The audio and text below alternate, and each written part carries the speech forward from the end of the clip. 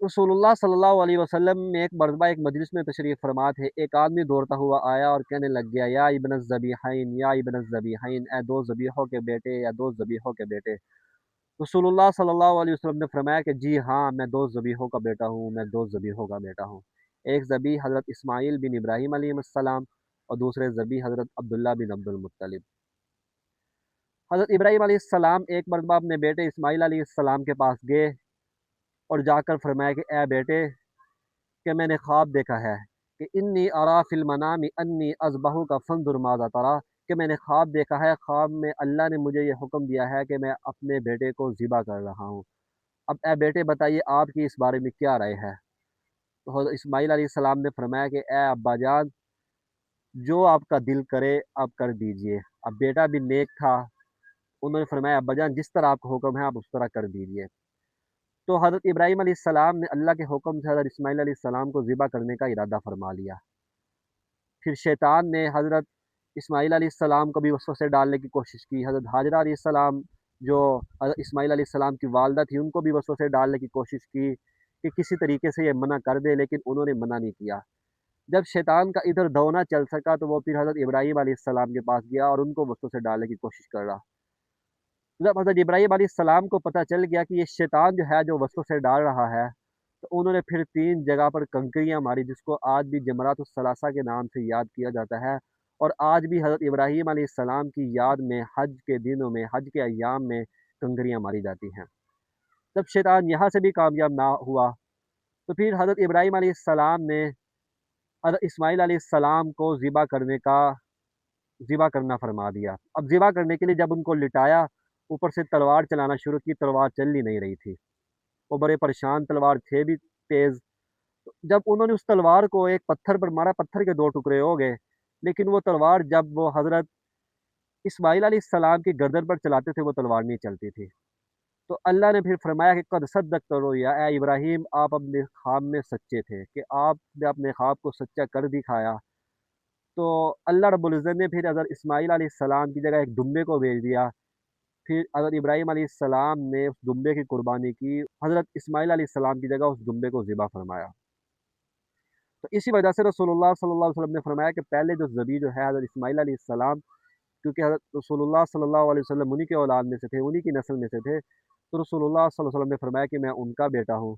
और दूसरे ज़बी हज़रत अब्दुल्लाह बिन अब्दुल मुत्तलिब, इनके जो परदादा थे हाशिम, इनकी यसरब में बनी नज्जार कबीले में सलमा नामी ख़तून के साथ निकाह हुआ था इनका। अब जब बच्चे की विलादत का वक़्त करीब आया, तो हाशिम जो थे वो तिजारत के सिलसिले में शाम की तरफ चले गए और अपनी बीवी को यसरब में यानी कि उनके कबीले में छोड़ दिया। लेकिन वापसी आते वक़्त जो हाशिम थे गज़ा के मकाम पर उनका इंतकाल हो गया। जो हाशिम थे ये बैतुल्लाह में हाजियों को खाने पिलाने का काम करते थे, यानी कि उनकी ज़िम्मेदारी होती थी। जब वो फ़ौत हो गए तो उनके बाद उनके भाई मुत्तलिब ने ये ज़िम्मेदारी अपने ऊपर ले ली, यानी कि वो फिर हाजियों को खाना और पिलाना ये उन्होंने अपने ज़िम्मे ले लिया। अब फिर जो मुत्तलिब थे उनको बहुत अरसे बाद अपने भतीजे की याद आई कि मैं उनसे मिल नहीं आऊँ। तो वो उसी याद में गए कबीला यसरब में, वहाँ जाके अपने भतीजे को अपने साथ ले आए।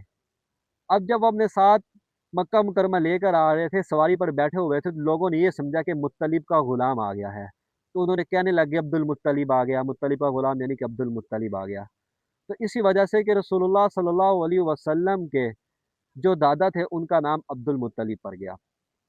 अब जो मुत्तलिब यानी कि हाशिम के जो भाई थे, उनकी वफ़ात के बाद, मुत्तलिब की वफ़ात के बाद जो अब्दुल मुत्तलिब आप सल्लल्लाहु अलैहि वसल्लम के जो दादा थे, उन्होंने हाजियों को खाना और पिलाना ये ज़िम्मेदारी अपने ऊपर ले ली।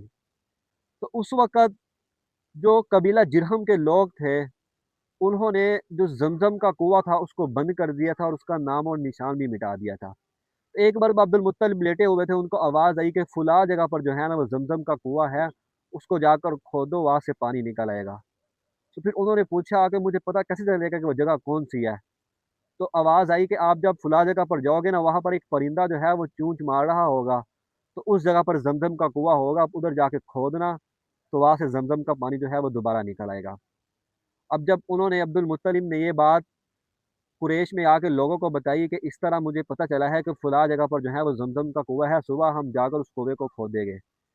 لیکن قریش نے ان کی بات ماننے سے انکار کر دیا۔ تو اس وقت ان کا ایک بیٹا تھا جس کا نام تھا حارث، تو انہوں نے اس وقت اللہ سے یہ دعا مانگی کہ اللہ کاش آج میری بھی زیادہ اولاد ہوتی تو آج مجھے بھی کسی دوسرے کے پاس مدد کے لیے جانا پڑتا، میں خود ہی اپنے بیٹوں کو لے جاتا اور وہاں جا کر زمزم کے کنویں کو نکالتا۔ پھر انہوں نے یہ منت مانگی کہ اللہ اگر آپ نے مجھے 10 بیٹے دیے تو ایک بیٹے کو میں آپ کے راستے پر قربان کر دوں گا۔ تو اللہ رب العزت نے ان کو 10 بیٹے عطا کر دیے، کیونکہ اس وقت جو عرب کے لوگ تھے وہ اپنی بات میں سچے ہوتے تھے، جو انہوں نے نظر مانی تھی اس کو پورا کر کے چھوڑتے تھے۔ اب جب اللہ رب العزت نے 10 بیٹے عطا کر دیے تو اب جو انہوں نے نظر مانی تھی کہ ایک بیٹے کو وہ ذبح کریں گے، اللہ کے راستے پر قربان کر دیں گے، تو انہوں نے 10 بیٹوں کا قرعہ نکالا۔ قرعے میں سے جو حضرت عبداللہ تھے یعنی کہ رسول اللہ صلی اللہ علیہ وسلم کے والد محترم، ان کا نام نکل آیا۔ اب حضرت عبداللہ جو تھے وہ بہت ہی نیک دل اور نیک صورت آدمی تھے، اور وہ قریش کے سب سے خوبصورت اور حسین مرد تھے، اور وہ سب کے دلوں کے محبوب بھی تھے وہ۔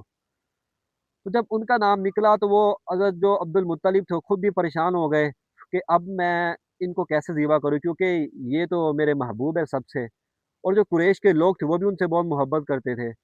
جب ان کو عبد المطلب جب عبداللہ کو ذبح کرنے کے لیے لے جا رہے تھے تو قریش نے مشورہ دیا کہ آپ ایسا کریں کہ فلاں جگہ ایک عورت جو ہے جو فال نکالتی ہے، فال کا مطلب یہ ہے کہ لوگ دور دور سے اس کے پاس آتے ہیں اور آ کر اپنے مسائل بتاتی ہے، اور ان کو وہ غیب کی خبریں بتاتی ہے، کہ ان کو بتاتی ہے کہ آپ ایسا کر لو ایسا نہ کرو، اس کا مطلب ہوتا ہے کہ فال۔ تو آپ اس عورت کے پاس جائیں اور وہاں جا کر اس کو اپنا مسئلہ بتائیں، وہ ضرور کوئی نہ کوئی حل نکال دے گی۔ تو عبد المطلب اگلے دن اس کے پاس چلے گئے، اور جب انہوں نے جا کے سارا معاملہ بتایا تو اس خاتون نے کہا کہ آپ کے ہاں ایک جو بندہ جو ہے اس کی دیت کتنی ہے، یعنی کہ اگر کوئی بندہ قتل کر دیا جائے کسی کو، اس کی دیت کتنی دی جاتی ہے؟ تو عبد المطلب نے فرمایا کہ اس کی دیت جو ہے وہ 10 اونٹ دیے جاتے ہیں۔